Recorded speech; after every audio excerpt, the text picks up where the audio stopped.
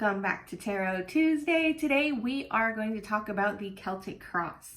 Now this is the name that has been given to one of the most popular and most common spreads that you will see tarot practitioners use when they do readings. It is a 10-card spread in the form of a cross with a staff next to it. The question I asked myself when I saw this is, why do we call it the Celtic Cross? Where does this name come from? Well, here's what's great. Nobody really knows. So based on what I could find in my research and my studies, because I really wanted to understand the origin of this spread, the best I could find is the first reference to it actually comes in Arthur Waite's book that he published in 1910, which is when the Rider-Waite deck was created. So he published this book, he's talked about this spread that you would use, and in it he mentioned that it was an ancient Celtic divination layout. The way the cards were laid out was something that has been used for who knows how long. And I say who knows how long because literally we don't know. That really got me thinking, if we don't know when the spread came to be and we don't know exactly how it was originally used, except that it was used for divination, it means that it should be used in whatever way that we see fit, and that any way we lay out the cards should be right for us. So understanding that we don't actually know the history of the spread, let's talk about how the cards are laid out themselves. When you buy a deck of cards, oftentimes in the little book that comes with the card, you'll see within the book itself, they will give you an example of what the Celtic Cross looks like. So in this case, this is from my Radiant Rider-Waite deck, which is the one I'm always using. You can see in here that with this book that came with the deck, it shows the Celtic Cross there. Sometimes when you buy like a larger kit, it will come with something like this, which is a huge map showing you how to lay the cards out. And this is actually large enough that you could lay the cards on it itself, and you can use the mat to help in understanding what the meaning of each card placement is. This is really a learning tool. It's not something I recommend that you use all the time. Let's get into the meanings and the layout of the Celtic Cross itself. I'm going to use this map just because it'll make it easy to see. So what's interesting here on this map is the meanings of the cards, the meaning of each placement, printed right on the map. This is meant to help you, again, in your learning and your understanding. But what's interesting is when I looked at this, I saw this is actually quite different from what I learned when I first learned the placements of the cards and what they mean. The definitions in this book versus the definitions that are on this sort of guideline here are different as to what each card placement means. As you learn it yourself, find what works best for you. So that said, I'm going to go through and I'll talk about the map here as it is laid out, as it's defined here. Also, I will talk through the way that I learned as well. Just so you can see, the same layout has slightly different variations and nuance. And I will mention the layout of the Celtic Cross. If you know the Celtic Cross symbol, it's a cross that has a circle around it. Obviously you don't see a circle here, but the circle is implied. So this is a cross, and the circle is in how these cards here all interact with each other. Then you have this staff here. Now why it's to the side versus below, who knows, right?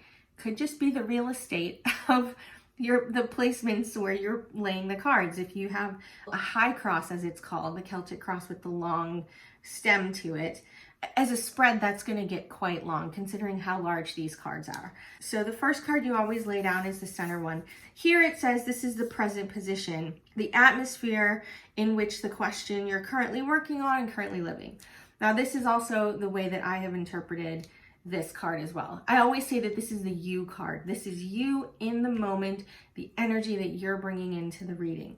This card alone will tell you a lot about the person that's coming to see you and what their question may be. Second card here, which crosses over the first card, says immediate influence.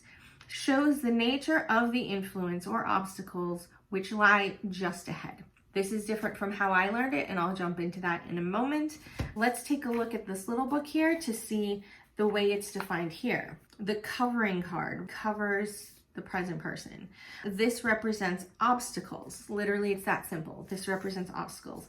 That is the way that I learned it as well. So you have the first card is the energy the person's bringing through. The second card is going to be any obstacles that are blocking whatever that first intention is. So these cards alone are going to give you kind of the full picture of the intention that's come into the reading. Now, the rest of these cards around the cross is where we get a lot of variations. So I'm going to show you what this says here, and then I'll tell you what I learned. Here, the third card is up at the top, your goal or your destiny.